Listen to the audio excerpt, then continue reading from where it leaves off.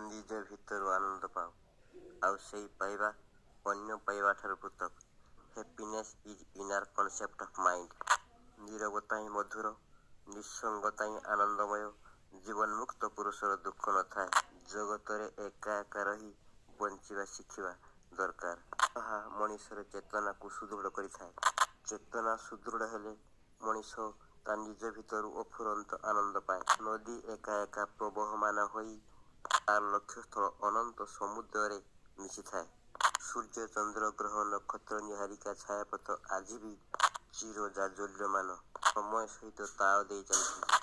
ଆମେ ଏକା ଏକା ଜନ୍ମିଥିଲେ, ସଂସାରରେ ପଶି ଗୁଳିଆ ହୋଇଗଲେ, ପୁଣି ଏକା ଏକା ସଂସାରରୁ ଯିବୁ।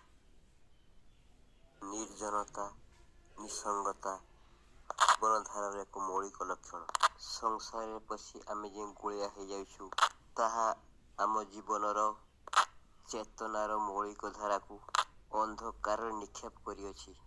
ଏକା ଏକା ଚାଲ, କିଏ ଆଗରୁ ଡାକିଲେ କି କିଏ ପଛରୁ ଡାକିଲେ ତା ଆଡ଼କୁ ଚାହଁ ନାହିଁ।